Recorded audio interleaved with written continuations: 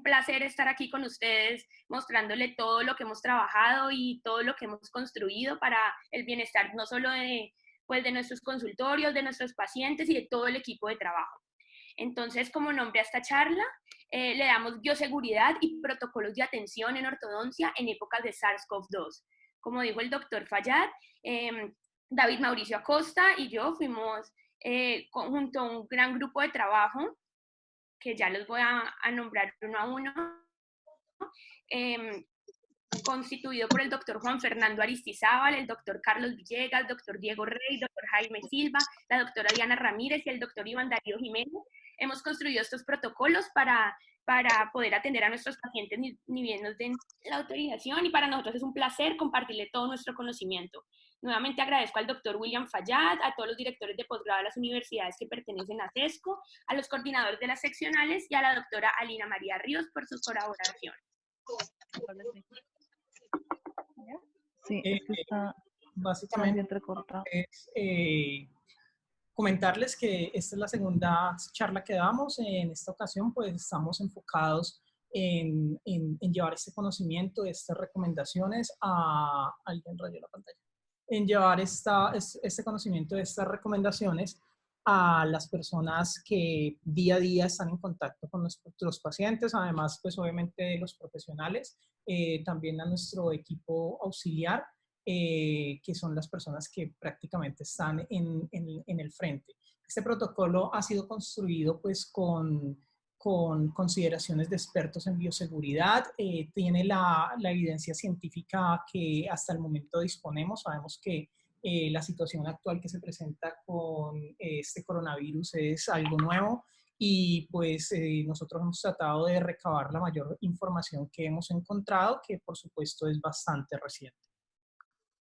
De igual forma, también invitarlos, para los que no han visto, el protocolo se encuentra en PDF, fue compartido por la Sociedad Colombiana de Ortodoncia y también se diseñó un infograma que también es mucho más amigable, mucho más fácil de pronto para introducirse. Y ese infograma también está disponible desde la Sociedad Colombiana de Ortodoncia para que puedan consultar. Primero vamos a hablar brevemente sobre las generalidades del virus del SARS-CoV-2. Básicamente esto es un virus, un coronavirus, se llama corona porque tiene una cápside que es en forma de corona, y pues la principal característica y pues lo que nos tiene a todos ahorita encerrados básicamente es que tiene una alta capacidad de transmisión y a su vez también las repercusiones que tiene sobre el estado de salud de los pacientes y de las personas es bastante considerable. Cuando se encuentra en el cuerpo humano, este virus está presente abundantemente en las secreciones nasofaríngeas salivales de los pacientes afectados. Es por eso que en la odontología nosotros nos vemos en un alto riesgo de exposición, dado que nosotros siempre estamos en contacto con este tipo de secreciones salivales. Los pacientes que han presentado contagio normalmente van a presentar un cuadro clínico de características como dolor de garganta, fiebre, tos y mialgia, dolor muscular, que se puede presentar de maneras a veces también atípicas, y esto puede variar dependiendo también de cada paciente, pero esto es lo principal y es lo que en la mayoría de los pacientes vamos a encontrar. ¿Cómo es el periodo de incubación de este virus? Una vez que uno se contagia con este virus tiene un periodo de incubación que va de los 0 a los 24 días, pero en promedio es de 5 días. Esto hace que los pacientes presenten síntomas aproximadamente a los 5 días de haber sido contagiados. Aún así, hay que extremar cuidados, dado que un paciente que no tenga ningún síntoma también puede ser potencialmente, puede contagiar a los demás, aún sin haber presentado síntomas de coronavirus. Y entonces ahí es cuando nosotros preguntamos cuál es el riesgo que nosotros tenemos desde la odontología.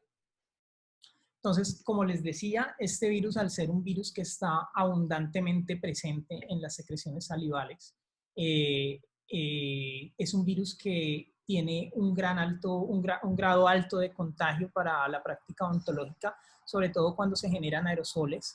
En la imagen vemos un estornudo, pero sabemos que en nuestra práctica clínica nosotros estamos generando aerosoles, que son esas pequeñas góticas que se quedan suspendidas en el aire a través de la utilización de piezas de manos, de escáler, cuando estamos haciendo una profilaxis, este motor, estos cepillos que están girando a altas revoluciones también van a hacer que toda la saliva se particule y quede en el aire, y es por eso que nosotros presentamos un alto riesgo de contagio y se deben tomar precauciones respecto a esto. Este virus además es un virus, pues digamos que la viabilidad del virus ha sido estudiada de muchas formas, algunos plantean unas cosas, otros otras, pero básicamente este virus se plantea que puede estar suspendido en el aire hasta por 3 horas, en superficies de cartón por 24 horas, en el cobre por 4 horas,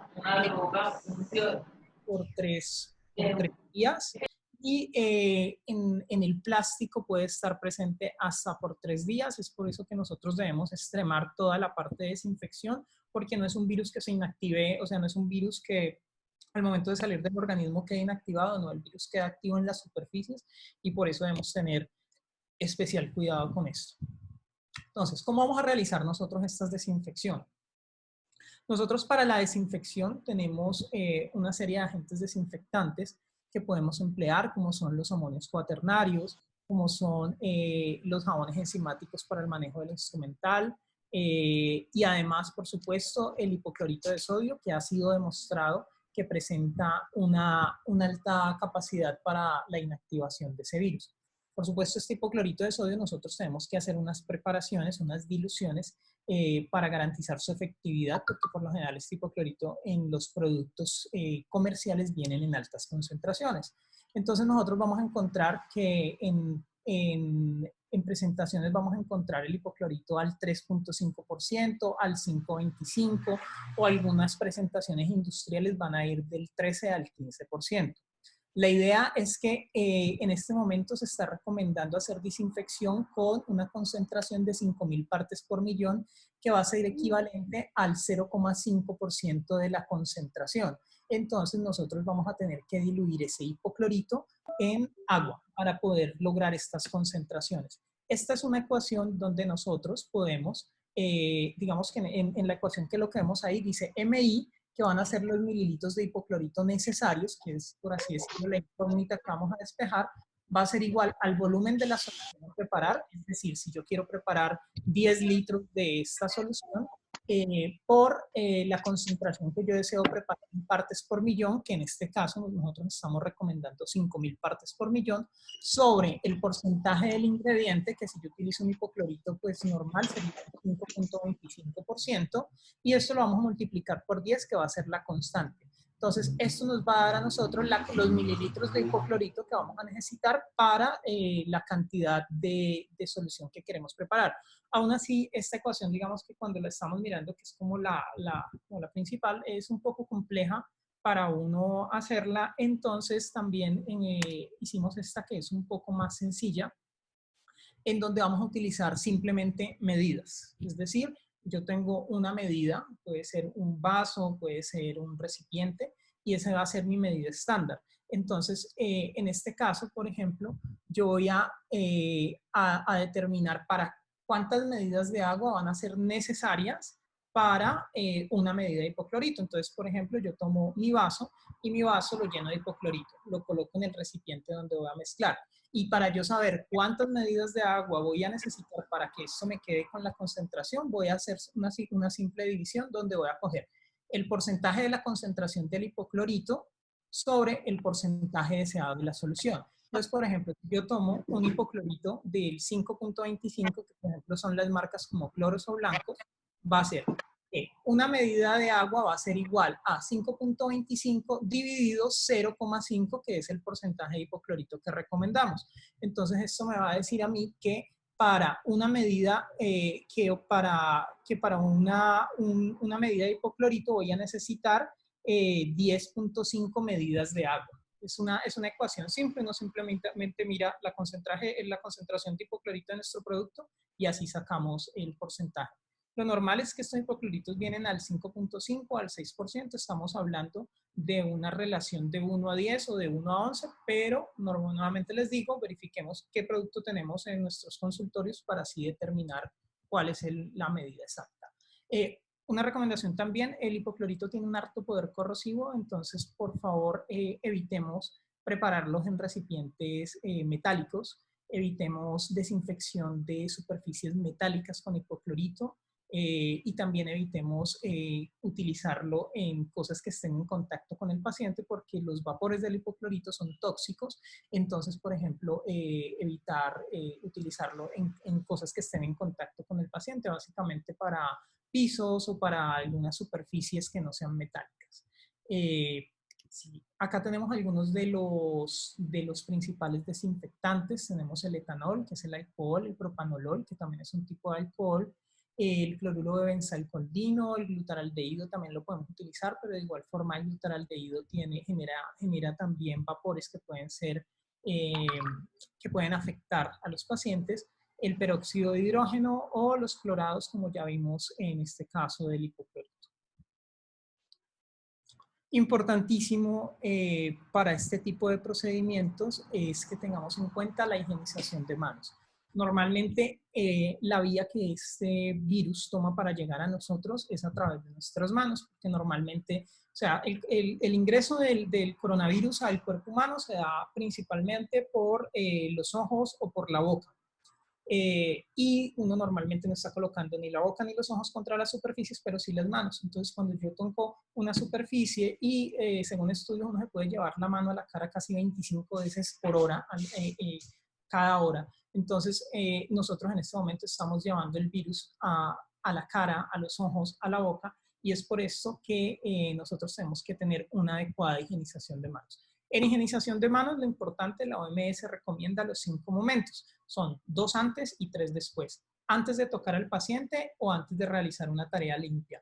Y los 3 después va a ser después de la exposición a los fluidos corporales, después de tocar al paciente y después del contacto con el entorno del paciente. Entonces nosotros tenemos que cumplir a cabalidad estos momentos para de esta manera evitar al máximo ese tipo de contagio. Y estos momentos son para mí, para el auxiliar, para la persona de atención al cliente, para el paciente, para el acompañante del paciente. Hay que tratar de maximizar al máximo, de llevar a la mayor expresión el cumplimiento del protocolo de higiene de manos.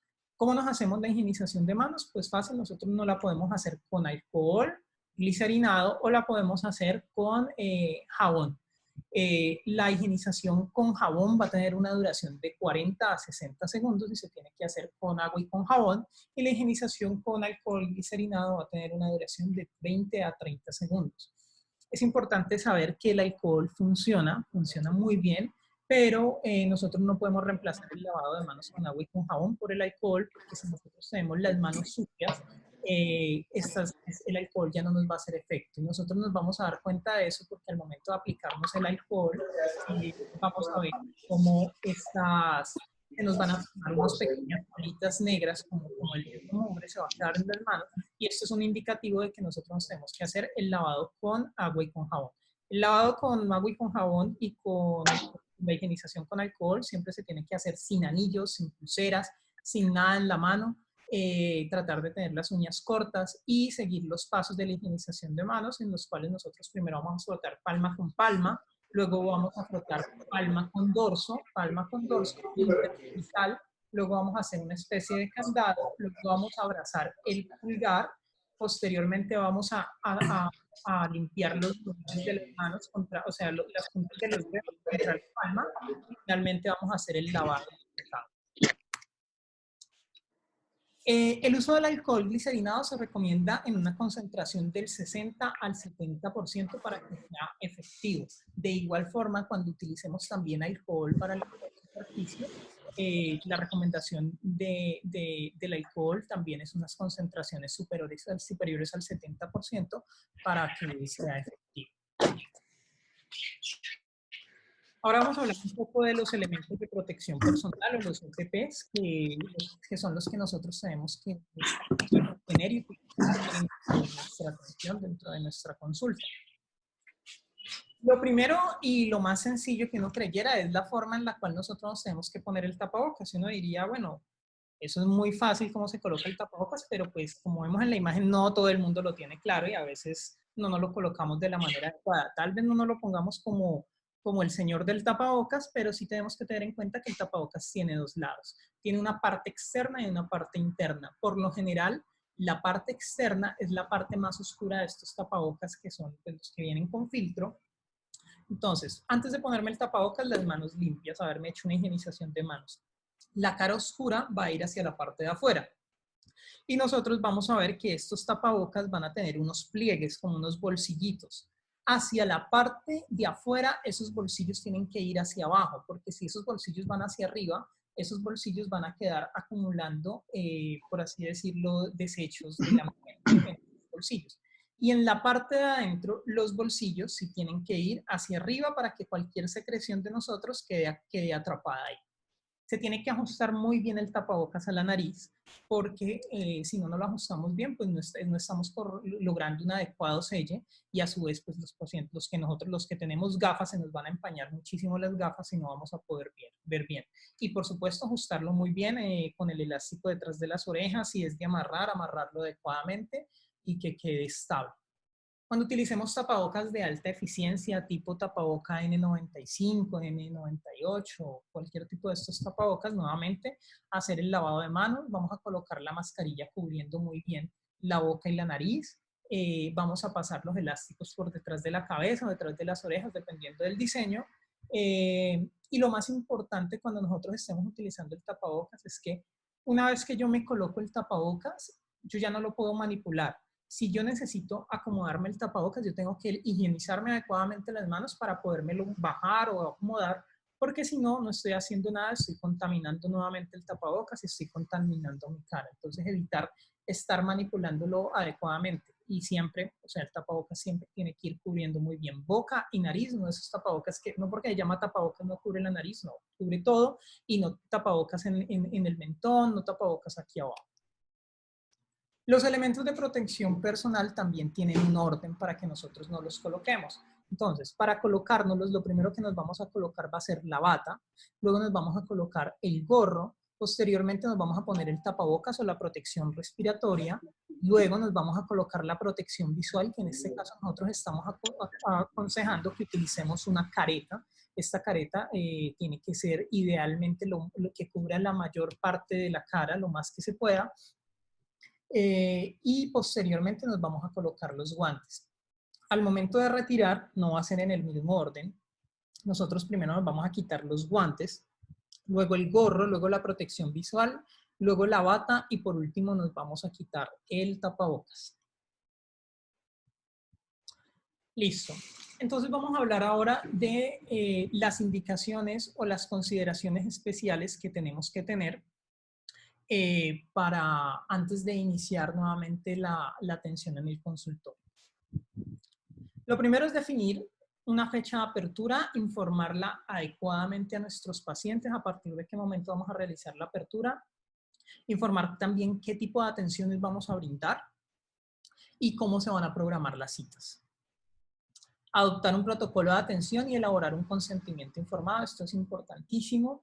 El protocolo de bioseguridad es una guía, pero de igual forma el protocolo no puede ser específico para cosas muy puntuales que se van a adoptar de acuerdo a la realidad de cada consultorio. Entonces, pues cada quien tiene que adoptar el protocolo a su realidad y diseñar un consentimiento informado en el cual se incluya pues la situación actual que pues dentro de los protocolos estandarizados que ya tenemos pues no teníamos contemplado. Tenemos que elaborar una ruta de identificación de casos sospechosos, entonces nosotros tenemos que tener un seguimiento adecuado de todos esos pacientes que consideremos que pueden llegar a ser sospechosos para tener un control de los mismos.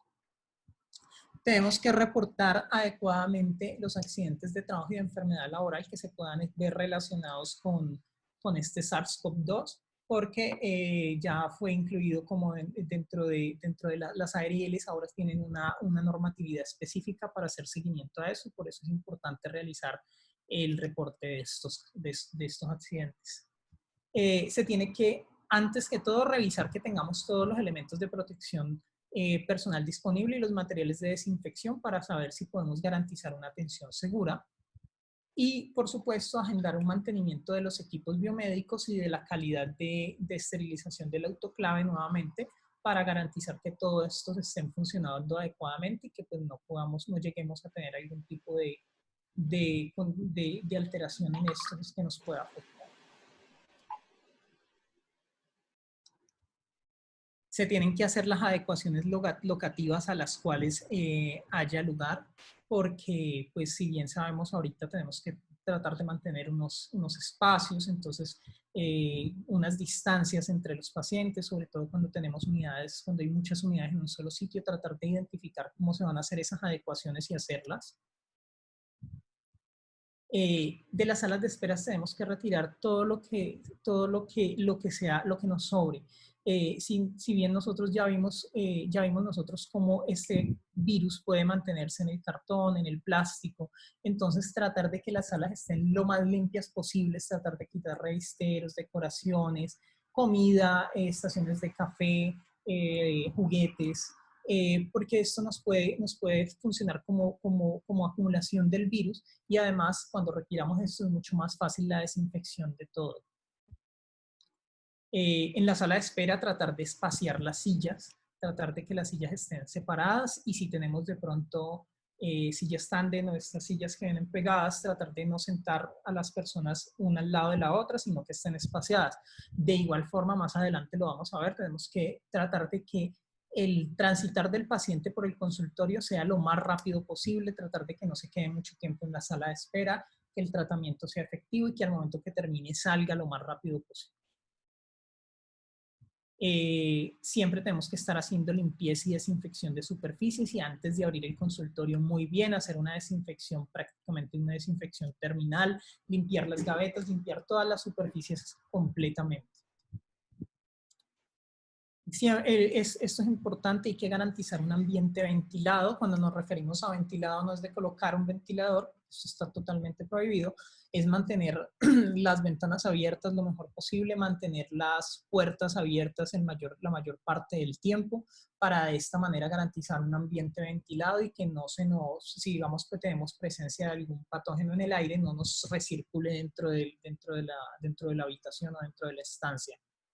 Y lo que ya les decía, bajo ninguna circunstancia vamos a utilizar ventiladores. Esto es básicamente lo que ya les había explicado, son imágenes del infograma que está disponible. Es simplemente tener todo el mantenimiento, los equipos en mantenimiento, tener todos los elementos de protección y informar muy bien a los pacientes. El personal tiene que estar muy bien preparado y de pronto es como una recomendación para los profesionales y es todos aquellos que sean los líderes, los directores de sus consultorios, de sus clínicas, tienen que tratar de capacitar al personal de la mejor manera, si bien lo estamos haciendo en este momento, pero a su vez también de acuerdo a las decisiones particulares o la adecuación que se tome para cada una de estos consultorios. Entonces, siempre tener una capacitación y que las personas estén conscientes de todos estos riesgos y hayan interiorizado qué es lo que deben hacer. Las consideraciones para los profesionales y el personal de apoyo. Entonces, lo primero, si vos tenés síntomas de gripa, o de pronto has estado con personas que tienen sospecha de haber sido contagiados con coronavirus, si usted tiene fiebre o tiene dolor muscular, si usted sufre de enfermedades crónicas o están inmunocomprometidos, pacientes diabéticos, pacientes hipertensos, si ha estado en contacto con alguien que haya sido diagnosticado con coronavirus, o si tiene dificultad para respirar, le falta el aliento, tiene que buscar atención médica y a su vez no puede asistir. O sea, si usted es un colaborador y presenta un funcionario, un trabajador, y presenta alguno de estos síntomas, lo ideal es no asistir y buscar atención médica. O hacer el reporte a través de las líneas o la aplicación de Coronap que también está disponible, pero pues no podemos asistir. Entonces, el uniforme y los zapatos son de uso exclusivo del consultorio, ¿listo? No podemos hacer lo que a veces se hace, que tenemos un uniforme y salen de la casa con ese uniforme, es el mismo uniforme en el que están en la clínica, no. Y de igual forma te trata calzado exclusivo para el consultorio y ese calzado obviamente tiene que ser un calzado impermeable, antifluidos idealmente, y que no tenga ningún tipo de espacios, como por ejemplo estos zapatos tipo Crocs que tienen huequitos, esto no es aconsejable para nada. Entonces, uniforme y calzado exclusivo. Las batas quirúrgicas tienen que ser de manga larga, pueden ser desechables o reutilizables de tela antifluido. Si utilizamos batas reutilizables, tenemos que garantizar que se haga el adecuado lavado de estas, y para eso incluso se pueden contratar empresas tercerizadas que ofrecen el servicio de lavandería de ropa quirúrgica. El gorro también tiene que ser un gorro desechable o de tela antifluidos. El tapabocas, podemos utilizar un tapabocas convencional, un N95, un N98 o algunas de las variantes que encontramos ahora en el mercado de tapabocas de alta eficiencia. Y la vida útil de este tapabocas también se va a ver afectada por la manipulación. Entonces, pues, si bien lo podemos usar durante la jornada de la mañana uno, en la jornada de la tarde otro, pero por ejemplo, si este tapabocas fue contaminado, si yo lo estuve tocando, si se manchó, si se ve deteriorado, lo ideal es desecharlo. La protección visual va a ser un visor o una pantalla facial, el cual se tiene que desinfectar entre paciente y paciente, y esto sí no es negociable, tenemos que utilizar sí o sí esta protección visual cuando estemos atendiendo a nuestros pacientes. Y obviamente pues los guantes de látex o guantes de nitrilo. Las personas de la recepción van a tener que utilizar un uniforme y unos zapatos que también van a ser de uso exclusivo al interior del consultorio. La bata quirúrgica se puede utilizar o se puede utilizarlo, como decíamos, después de que esta persona no esté dentro del área clínica, puede utilizar su uniforme, que como ya dijimos, de uso exclusivo en el consultorio. Puede o no utilizar la bata quirúrgica. El tapabocas sí tiene que utilizarlo, puede ser el tapabocas convencional, N95 de alta eficiencia. La protección ocular es opcional, podemos utilizar pantallas o gafas, monogafas, o podemos simplemente no utilizarlo, esto es opcional, pero pues cada quien mira cómo lo implementa. Y los guantes sí se tienen que utilizar cuando se manipulen cédula, tarjeta y efectivo. Importantísimo en este punto que tratar de evitar, o sea, de que cuando utilicemos los guantes, sobre todo en la recepción, esto no nos exime de la higienización de manos. O sea, puede que utilices tus guantes, pero tienen que hacerse adecuadamente la higienización de manos, y los guantes idealmente pues para manipular el dinero, la cédula de los pacientes. Los elementos de protección recomendada, entonces como ya lo explicamos, para las personas del área administrativa y para las personas que ya están en contacto en la clínica. Importantísimo, el cabello va siempre recogido y dentro del gorro. La idea del gorro es proteger, pero a su vez también es mantener el cabello en una misma posición y evitar que haya contaminación. Entonces, pues yo sé que a veces las mujeres les gusta de pronto colocarse sus gorros muy bonitos, pero su cabello queda suelto atrás, el cabello tiene que ir recogido y dentro del gorro. Hay que evitar las uñas largas y los esmaltes. Estos espacios en las uñas se dan para la acumulación de virus y de bacterias, entonces tratar de mantener las uñas cortas. Y el uso del celular tiene que ser disminuido al máximo, porque estos aparatos pueden, digamos, mantener el virus en su superficie, entonces pues solamente desinfectar el celular y el uso tiene que ser el mínimo posible o idealmente no utilizar.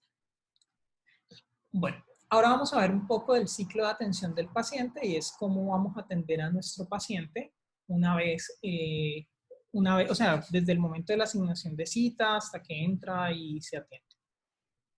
Lo primero que tenemos que pensar esto es básicamente suponer que cada paciente o cada padre que ingresa es un portador potencial del coronavirus y se tienen que tomar las precauciones necesarias. Y esto es una recomendación que se da y se da para, no solo para coronavirus, es lo mismo cuando nosotros atendemos a un paciente, siempre tenemos que pensar que es un paciente que puede tener un VIH, una hepatitis, cualquier tipo de afección que puede ser altamente contagiosa y siempre tratar, o sea, atenderlos con las mismas precauciones universales. El primer contacto con el paciente debe hacerse exclusivamente por vía telefónica o virtual. Es decir, que si nosotros evitar que los pacientes no pueden llegar al consultorio sin cita porque tenemos que evitar que haya altas aglomeraciones, entonces siempre el paciente tiene que llamar o por videollamada o por WhatsApp o si tenemos alguna aplicación o tenemos algún portal web, siempre a través de estos portales hacer el primer contacto con el paciente. Al paciente se le debe preguntar si ha tenido fiebre en los últimos 14 días, si ha tenido problemas respiratorios, si ha estado en contacto con personas que hayan tenido cuadros de fiebre o si ha tenido, o él o alguien de su grupo social ha tenido contacto con alguien con COVID-19 o con sospecha de contagio. Si el paciente nos dice sí a cualquiera de estas, se tiene que reprogramar y obviamente de acuerdo a la sintomatología que esté presentando, se tendrá que el paciente acercar a consulta médica, o sea, hacer el reporte para que se le den las indicaciones que se deben seguir en estos casos. Para la asignación de citas, siempre vamos a asignar la cita de acuerdo a la prioridad del paciente. Sabemos que estamos en un proceso de retoma de actividades, por consiguiente tenemos que nosotros priorizar a nuestros pacientes de acuerdo a la necesidad en salud que tenga. Siempre decir, tratar a los pacientes en lo ¿Por qué no me deja tomar? Tratar con los pacientes en lo posible de que se realice pago electrónico. Si nosotros tenemos habilitadas estas opciones que pueden ser a través de PSE, hay unos códigos QR, por ejemplo, que maneja Bancolombia, DaviPlata, Nequi. Hay muchas opciones para pago virtual, entonces tratar de realizar el pago virtual para así disminuir al máximo el contacto físico y el uso de efectivo. Cuando estemos dando las citas, no se debe sobreagendar, porque cuando nos sobreagendamos, cuando agendamos muchos pacientes, va a llegar el momento en el cual por alguna complicación se nos van a acumular todos en la sala de espera y pues se nos va a disparar el riesgo. Tratar de que las citas estén espaciadas, algo muy similar, o sea, tratar de no dar citas de 5 o 10 minutos, sino pues obviamente de acuerdo al procedimiento que se vaya a hacer, tratar de que se dé el espacio prudencial entre cada cita. Tratar de que lo que les decía en la sala de espera que esté la menor cantidad de personas. Es más, si por ejemplo nosotros vemos que el profesional está demorado, le podemos sugerir al paciente que por favor se dé una vuelta, que salga, que espere en el parqueadero o que venga dentro de tanto tiempo para así evitar que se encuentren muchas personas dentro de un solo espacio. Se le tiene que recomendar a los pacientes la puntualidad, porque definitivamente si no hay puntualidad, pues nos van a llegar todos tarde, se nos van a acumular, entonces pues nuevamente tenemos ese tipo de problemas. Y al paciente se le debe decir que tiene que asistir con tapabocas y que solo puede llevar un objeto personal, o sea, solicitarles que lleven la menor cantidad de cosas con ellos. Se debe realizar una llamada telefónica de confirmación de la cita un día antes o en el mismo día. Se debe actualizar el estado de salud del paciente con el fin de tomar medidas de reasignación de las citas. Entonces, por ejemplo, yo le pude haber dado la cita a mi paciente para la próxima semana, pero si yo no lo llamo, puede que el paciente haya desarrollado algún tipo de síntomas. Entonces, cuando yo confirme la cita, no es simplemente decirle su cita para mañana a las 3, sino le recuerdo su cita, cuénteme, ¿ha tenido algún tipo de cambio en su estado de salud, fiebre, tos, dolor de garganta o algo? Entonces ya el paciente le dirá a uno si sí o si no, y pues ya uno ahí toma las precauciones. Si el paciente, bueno, lo que les decía, se le puede ofrecer al paciente permanecer afuera en el vehículo, en su vehículo o en el parqueadero, o si estamos en un sitio donde pueda caminar, que pueda salir a caminar, para evitar que se nos acumulen personas, y uno les puede decir que uno los llama y les dice cuándo se acercan nuevamente. Recordarles que deben mantener una distancia de 2 metros con otras personas en la sala de espera. ¿Cómo vamos a hacer la recepción cuando nuestro paciente ingrese? Entonces, lo primero es que vamos a delimitar un área para la entrada de las personas donde debe esperar a ser atendido. Entonces, el paciente va a ingresar y tiene que esperar ahí a que se acerque un personal que nosotros vayamos a designar. Puede ser auxiliar, puede ser la persona de recepción, la persona que sí tiene para el aseo. Y esta persona se va a encargar de mantener una distancia de 2 metros con el paciente, los padres, o sea, no solo y de educar a los demás de mantener la distancia. Va a realizar la sanitización de los zapatos, o sea, hay que desinfectar el calzado, puede ser con un spray de hipoclorito diluido, como ya vimos, o podemos utilizar amonios de amonios de quinta generación, libres de aldehídos y formaldehídos. En el mercado hay muchos amonios cuaternarios que nos sirven para este tipo de función, y lo que hacemos es que vamos a rociar los zapatos y vamos a hacer la desinfección. Por supuesto, esto va a generar líquidos, entonces es muy importante hacer el control de esos líquidos para evitar pues algún tipo de caídas o que el paciente se vaya a resbalar o algo, entonces tener un control de esos excesos de líquidos.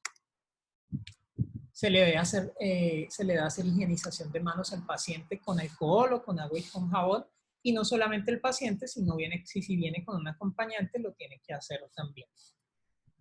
De igual forma, la persona que haga esta higienización también tiene que educar al paciente en la adecuada técnica de la higienización de manos, pues porque nada sirve higienizarse las manos, pero si se las higieniza mal, no está haciendo nada. Se va a tomar la temperatura al paciente al acudiente. Para esto se recomienda el uso de un termómetro de infrarrojo sin contacto, que es algo como lo que vemos en la imagen de abajo a la izquierda, que es hay muchas versiones, pero básicamente lo que hace es que toma la temperatura sin tener que tocar al paciente. Se tiene que mirar al paciente, por más de que el paciente nos haya dicho que se encuentra bien, que no tiene nada, pero también la recomendación es hacer como un examen visual para de pronto identificar signos como de tos, de fiebre, de fatiga, de dolor, de estornudos. Entonces, los pacientes que tengan una temperatura en esto que sea mayor a 37.3 grados o que, digamos, uno ya los vea visualmente que se encuentran de verdad afectados, tienen que ser reprogramados, obviamente dándoles una adecuada educación, explicándoles la situación y explicándoles cuál es el motivo de la toma de esa decisión. Los objetos del paciente tienen que tratar de mantenerse, si él tiene algo, tener un espacio delimitado donde se puedan colocar, para evitar que estén en contacto con todas las superficies de la sala de espera. Como ya dijimos, mantener aireado, dejar las puertas abiertas del consultorio, tratar de evitar al máximo el uso de las manijas, de los timbres, el menor contacto posible, las ventanas abiertas. Ya dijimos, evitar gran número de personas en la sala de espera. Y en caso de requerir acompañantes, es muy importante que solo se te recomienda que haya un acompañante. Solo se va a permitir, o sea, lo ideal es que solo se permita acompañantes para personas mayores de edad o para personas, perdón, menores de edad o personas que tengan alguna necesidad especial como una limitación del movimiento o adultos muy mayores, en fin. Y el acompañante tiene que ser una persona que no debe ser mayor de 60 años y que no tenga ningún tipo de comorbilidades ni factores de riesgo ni que haya presentado sintomatología. Este ya lo colocamos, pues delimitar el sitio para colocar los objetos del paciente. Se recomienda realizar el agendamiento de la siguiente cita y el pago de manera virtual. De no ser posible, se debe realizar antes del ingreso al área clínica para que cuando el paciente salga completamente. Se debe usar guantes, como ya dijimos, para manipular todo lo que son documentos de identidad, tarjetas, efectivo, lapiceros. Sugerir al paciente el uso de las plataformas virtuales como transferencias, códigos QR, aplicaciones de PSE o las aplicaciones nativas de los bancos, y recomendar al paciente que en últimas, si el paciente va a pagar con efectivo, que lo ideal es que traiga lo más exacto posible el dinero para de esa manera evitar que haya un exceso de manipulación de dinero. Cuando el paciente ingresa debe dejar sus pertenencias, incluido el tapabocas con el que llegó, en un área destinada para tal fin. Se tiene que ubicar un sitio donde el paciente deje sus pertenencias. Se debe saludar al paciente evitando el contacto físico. Hay unos que son muy queridos, que el beso, que doctor, que aquí, que allá, que el abrazo, ¿cómo está? Que la mano, no. Hay que evitar al máximo, explicarles obviamente que en este momento pues se va a evitar el contacto físico. Hay que mantener 2 metros de distancia, siempre y cuando obviamente no se esté realizando ningún procedimiento. Al momento que el paciente ingresa al área clínica como tal, nuevamente se tiene que hacer la higienización de manos. ¿Por qué? Porque ya estuvo en la sala de espera, ya tuvo contacto con el mesón, ya tuvo contacto con la mesita, con la silla, con sus pertenencias. Entonces nuevamente se hace la higienización de manos y se debe verificar que se esté haciendo adecuadamente. Y se va a colocar el paciente en el sillón odontológico y se le va a colocar su babero, sus gafas protectoras y pues digamos las barreras que uno ya considere que sean necesarias adicionales. Y pues obviamente diligenciar el consentimiento informado. El paciente hay que hablarle muy claro, hay que explicarle muy bien, porque si bien para uno a veces es complejo asimilar toda esta información, pues muchas veces para un paciente que tal vez no tenga el bagaje del área de la salud, también va a ser tanto más complejo poderlo dimensionar. Entonces hay que explicarle en sus palabras y tratar de que entienda muy bien que tratar de que entre más nos colabore el paciente, los tiempos de atención van a ser más cortos y el riesgo de contaminación va a ser menor. Si necesita toser, estornudar o algo, hacerlo con su antebrazo para evitar la producción de aerosoles y obviamente indicarle al clínico pues lo que está sucediendo, que no se lleve las manos a la cara y que no toque el material estéril. Y ahora vamos a continuar con el manejo del instrumental y los artículos de ortodoncia y vamos a hablar un poco de cómo vamos nosotros a implementar medidas para disminuir esta producción de aerosoles. Entonces, implementando un poco lo que dijo David, yo quiero aquí reforzar la gran importancia que tenemos de trabajar en equipo. Todos aquí somos muy, muy importantes y tenemos que ponernos la camiseta para así cuidar la salud de nosotros, de nuestros pacientes y de nuestra familia. Nosotros somos los responsables de tener todos estos protocolos, los vamos a repasar, los vamos a aprender antes de iniciar cualquier procedimiento y de esa manera nos vamos a cuidar entre todos. Entonces aquí vamos a enfocarnos principalmente en ortodoncia, cuál va a ser el paso a paso de los procedimientos más comunes que tenemos durante la consulta y por supuesto al final respondemos cualquier pregunta que tengan, ¿listo? Entonces, cuando empezamos a hablar de la adhesión de la aparatología fija, cuando estamos cementando los brackets, vamos a evitar a toda costa, por eso hicimos este protocolo de reducción de aerosoles, porque vamos a evitar a toda costa el uso de la pieza de alta.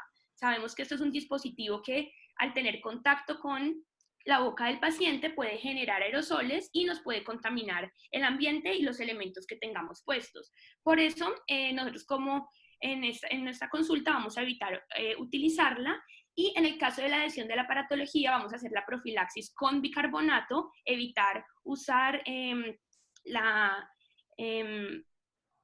pieza de baja, vamos a hacer un barrido manual. Por eso tenemos que decirle al paciente que venga muy bien cepillado antes de la consulta, usar todo el tiempo el eyector, si podemos, quirúrgico, lavar únicamente con agua. No vamos a utilizar usando los dos al mismo tiempo, el agua y el aire, ¿listo? Porque eso va a generar muchos más aerosoles. Entonces, evitar usar únicamente el agua y en la medida que sea estrictamente necesario. No vamos a usar la jeringa triple para secar las superficies, sino que vamos a utilizar algodones, toallas absorbentes, listo, todo que nos pueda reemplazar, evitar producir aerosoles. Vamos a eliminar con algodón húmedo la totalidad del ácido cuando estemos haciendo la desmineralización de los dientes, eliminar los excesos de agua con algodones, vamos a secar con torundas de algodón o servilletas de papel absorbente, vamos a intentar usar cuando estemos usando el ácido y el adhesivo, todo lo que sean materiales desechables, entonces no utilizar directamente la jeringa del ácido, sino ponerla en su respectivo recipiente y utilizar estos aplicadores que son desechables para evitar la contaminación, pues también con el siguiente paciente. a posicionar los brackets, constantemente el uso de eyectores y de tener el campo operatorio aislado con algodones. Y pues cuando terminemos de hacer este procedimiento, retirar todos los materiales de aislamiento y desecharlos en la respectiva bolsa roja. Durante un control de ortodoncia tradicional, pues cuando estamos retirando ligaduras, módulos elastoméricos, cuando estamos levantando las tapas de los brackets de autoligado, aquí no vamos a utilizar, pues no hay necesidad de utilizar la pieza de alta, pero es importante que como nuestros pacientes van a tener mucho tiempo sin haber estado en consulta, hacer énfasis en que tengan una muy buena higiene oral antes de llegar, que lleguen cepillados a la consulta. Entonces aquí todos trabajar en equipo para comunicar esto al paciente y evitar tener contratiempos y que nuestra cita se alargue un poco más si tenemos que hacer algún procedimiento adicional.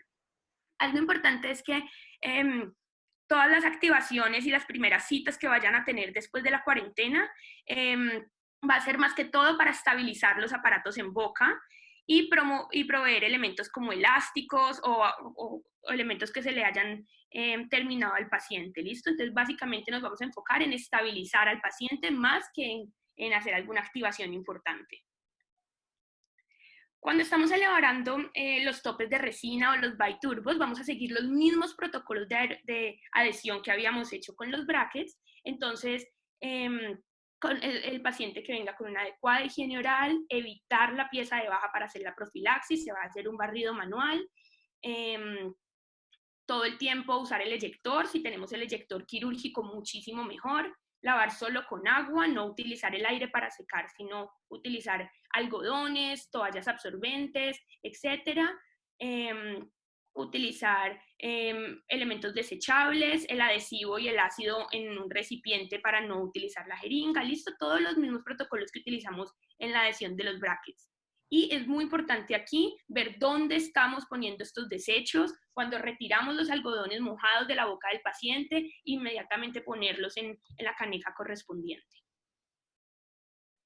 Cuando vamos a hacer alguna reposición o reparación de bracket, vamos a utilizar la pinza para retirar los brackets y los excesos de resina que van a quedar remanentes en el diente, no los vamos a retirar con fresa y pieza de alta, vamos a utilizar la pinza, tumba resina o quita resina para este procedimiento. Y lo mismo cuando estamos retirando los brackets por completo, si los vamos a reubicar, a reposicionar, etc. Y cuando vayamos a tomar una impresión, del mismo modo, vamos a seguir las indicaciones de desinfección, ya vamos a ver cómo vamos a desinfectar las cubetas, etc. Cuando vamos a hacer stripping o tallado interproximal, también vamos a evitar el uso de la pieza de alta, ¿listo? ¿Qué alternativa podemos usar? Las lijas metálicas abrasivas, que nos van a ayudar a hacer ese desgaste interproximal manual. Cuando tenemos una revisión de retenedores, lo ideal yo sé que sería usar una pieza, un promotor con un pimpollo, pero para evitar esta generación de aerosoles vamos a intentar utilizar lijas de agua. Así que gran parte de estas situaciones no es lo que estamos acostumbrados a hacer, pero todos nos vamos a adaptar para cuidar la salud de todos los que estamos en este espacio, ¿listo? Lo mismo con la desinfección de las impresiones. Una vez se tomen, se van a limpiar y a lavar las impresiones con agua, se desinfectan, se vuelven a lavar y se pueden sumergir en una dilución de hipoclorito al 1% por 10 minutos, se enjuagan nuevamente y se ponen en una bolsa sellada hasta hacer el momento de llevarlas al laboratorio para hacer el vaciado. Entonces aquí vamos a tener como un resumen o algo, pues unos tips importantes para tener en cuenta. Lo ideal es tener en la bandeja únicamente lo que vayamos a utilizar. Esto que nos dice que previamente a que el paciente llegue vamos a estar preparados de qué le vamos a hacer, ver la historia clínica que necesita el paciente y asimismo utilizar estrictamente los materiales y el instrumento que... ¿Se me cayó después de una hora? En los materiales que vienen en rollos, en cadenas, las ligaduras metálicas, las cadenas elásticas, etcétera, vamos a recortar la porción necesaria, ¿listo? Que en la bandeja únicamente está lo que va a utilizar el paciente para evitar una contaminación cruzada con el siguiente. Cuando tenemos materiales como el ácido y el adhesivo, lo que nombramos lo ponemos en su recipiente y utilizar la mayor cantidad de materiales en monodosis. Cuando utilizamos los artículos semicríticos como espejos de fotografía, retractores, cubetas, es muy importante, igual yo sé que siempre lo hemos estado haciendo, pero ser mucho más estrictos con esta desinfección entre pacientes. Vamos a manipular la aparatología removible cuando el paciente llega. Si tenemos que hacer alguna activación, vamos a sumergirla previamente en una solución desinfectante. Vamos a limpiar cuidadosamente los residuos de las impresiones. Ya sabemos que podemos usar el hipoclorito diluido y dejarlo ahí por 10 minutos antes de llevarlo al laboratorio. Importante, todo el transporte del instrumental contaminado, hacerlo en envases cerrados. Aquí yo sé que están pensando, bueno, pero estas cosas siempre las hemos estado haciendo, siempre han sido parte de nuestros protocolos de bioseguridad, pero la idea es que aquí reforcemos esos conocimientos y que creemos una conciencia que esto es muy, muy importante para todos. Y no vamos a usar el portapinzas, ¿listo? Eso ya hace mucho tiempo está prohibido, pero ahora sí, por completo lo vamos a eliminar de nuestro consultorio. Entonces, ¿cuál va a ser la función del auxiliar? Como les dije, aquí todos somos una cadena y todos necesitamos tener todo el apoyo para hacer que esto sea un éxito total. Entonces, la auxiliar va a mantener sus elementos de protección personal. Recordemos que es el gorro con el pelo introducido por completo. Vamos a tener la bata hasta la manga larga, hasta las rodillas, el uso adecuado de los guantes. Y todos estos elementos los van a tener mientras se hace el proceso de limpieza y desinfección. Va a ayudar al clínico a desinfectar sus elementos de protección personal. Vamos a tener que desinfectar la careta entre pacientes, ¿listo? Entonces estar muy pendientes entre pacientes de hacer todos estos protocolos, botar los elementos desechables usados por el paciente, una correcta distribución de desechos es muy importante, recoger el instrumental y hacer el procedimiento de esterilización. Vamos a esterilizar todas las pinzas de ortodoncia, las piezas de mano en caso extremo de que se tengan que usar. Recuerden que vamos a evitar usarlas lo que más podamos. Y vamos a utilizar una poceta profunda para evitar salpicaduras. La idea es desinfectar los elementos de protección personal reutilizables como el babero de las gafas del paciente. Hacer una limpieza y desinfección de las áreas de superficie. Una vez hayamos hecho esta desinfección de las superficies, de los mesones, de las unidades entre pacientes, un correcto lavado de manos, listo para prepararnos para el siguiente que venga. Y algo muy importante, mientras no sea estrictamente necesario la permanencia dentro del área clínica, evitar estar en este lugar.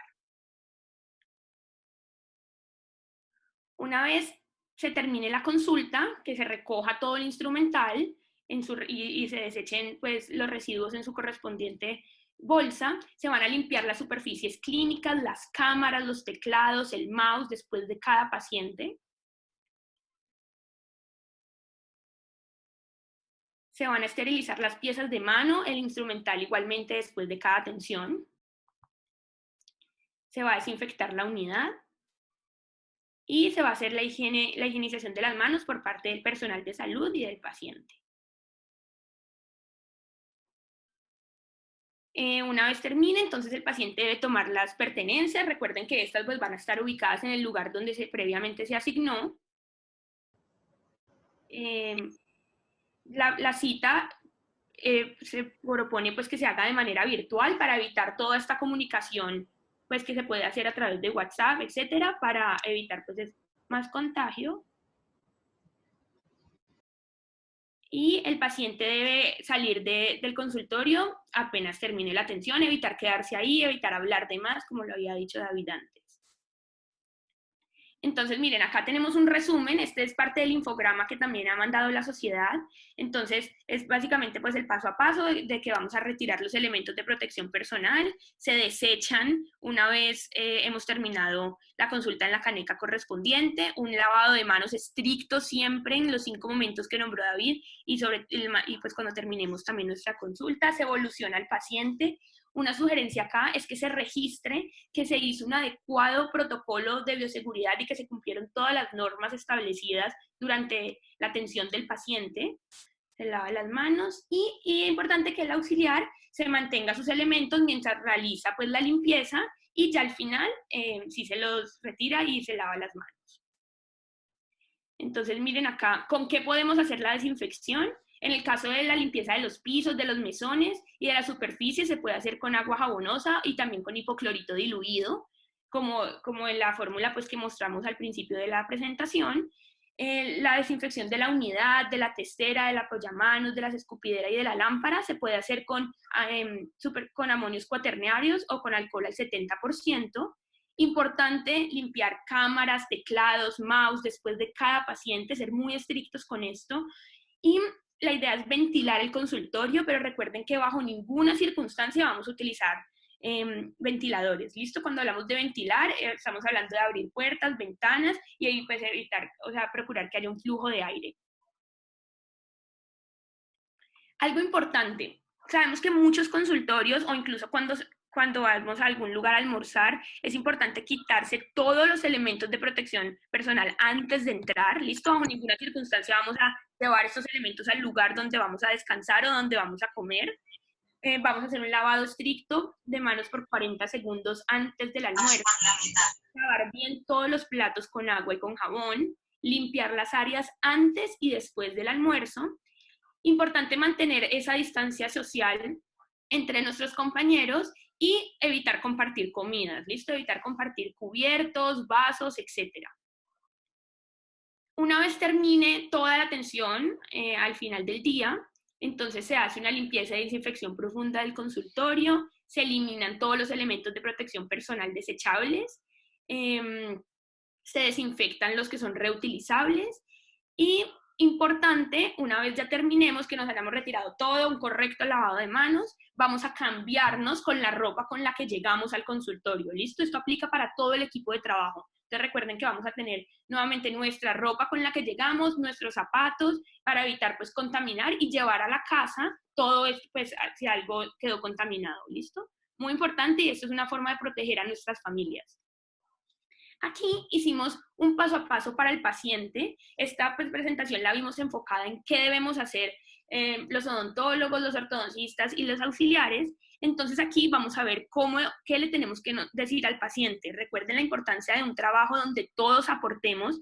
Si un paciente está enterado de esto antes de llegar, la consulta va a ser mucho más fluida, mucho más rápida y vamos a poder cumplir con estos protocolos más fácilmente. Entonces le vamos a decir al paciente que tenga en cuenta que va a recibir una llamada de confirmación y una encuesta sobre el estado de salud, ¿listo? Esta cartilla la podemos enviar a nuestros pacientes diciéndoles toda esta información. Podemos enviarles previamente el consentimiento informado para que ellos sepan y estén informados de qué cambios va a tener su atención. Proponerles que lleven ropa cómoda, que tengan una adecuada higiene oral, ¿sí? Que lleguen muy bien cepillados antes de la consulta, recoger su pelo y recomendablemente usar sus gafas, siempre llegar con el tapabocas, si es posible pagar de manera electrónica para evitar pues, el flujo de efectivo y de billetes y preferiblemente ir solo, pues a no ser de que sea un menor de edad. Aquí proponemos llevar gel antibacterial. Sabemos que pues, el consultorio va a darle al paciente esta porción de gel, pero no está de más decirle al paciente que también esté preparado. Llevar el mínimo de objetos personales, ¿sí? No llegar con bolsas, no llegar con maletas, porque esto pues, va a ser mucho más complicado. Y ser muy puntual. Recuerden que ser puntual también significa no llegar antes de la cita. O sea, vamos a ser muy estrictos de que tanto que los pacientes lleguen a tiempo y nosotros también cumplir con los tiempos estipulados para cada cita.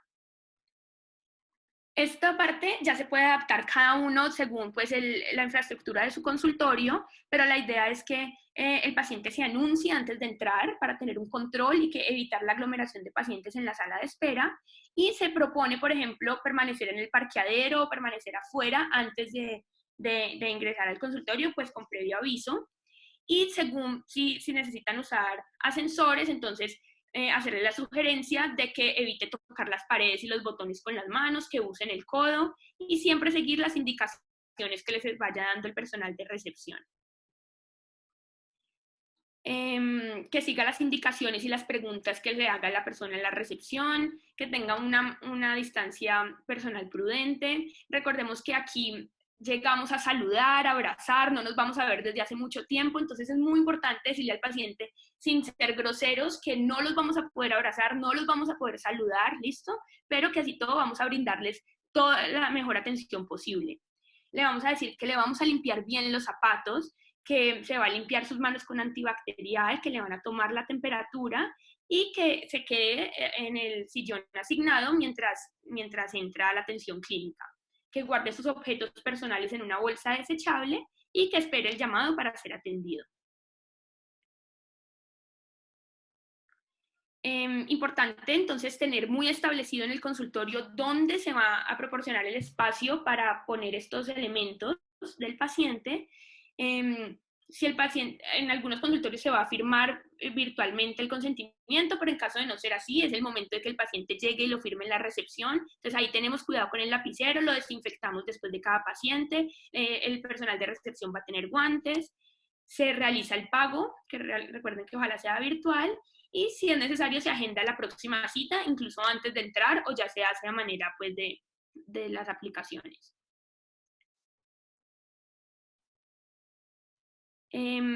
Una vez entra pues el paciente al consultorio, se desinfecta las manos y decirles que vamos a hablar lo menos posible, la distancia, que el doctor le va a decir en qué momento es el oportuno para retirarse el tapabocas, que este tapabocas se va a poner en la bolsa desechable que se le va a dar al paciente o en el lugar donde se le estableció poner sus objetos personales, que no manipule el babero, las gafas y todas las barreras de protección que les vamos a proporcionar, que no se toque la cara, ¿sí? Que evite meterse las manos a la boca, y en caso de que necesite toser o estornudar, pues que sea muy prudente y que utilice su antebrazo. Una vez el paciente llega a la casa, le recomendamos entonces, y esto aplica pues para todos, llegamos a la casa, nos retiramos y limpiamos los zapatos, retiramos el tapabocas, nos lavamos muy bien las manos, limpiamos muy bien los objetos personales. Recuerden aquí que el celular es el mayor objeto con el que vamos a tener una contaminación, entonces ser muy estrictos con eso. Si estamos por ejemplo en la recepción manipulando efectivo, manipulando lapiceros, etcétera, y después tocamos el celular y después lo llevamos a la casa, pues ahí no estamos haciendo nada, ¿listo? Ser muy, muy estrictos con esta desinfección y preferiblemente llegar a la casa a bañarse. Esta es una frase que nos gustó para terminar esta charla de hoy. Ir juntos es comenzar, mantenerse juntos es progresar y trabajar juntos es triunfar. Entonces los invitamos a que trabajemos en equipo, que nos pongamos la camiseta y vamos a hacer todo lo mejor por el bien de todos. Muchísimas gracias.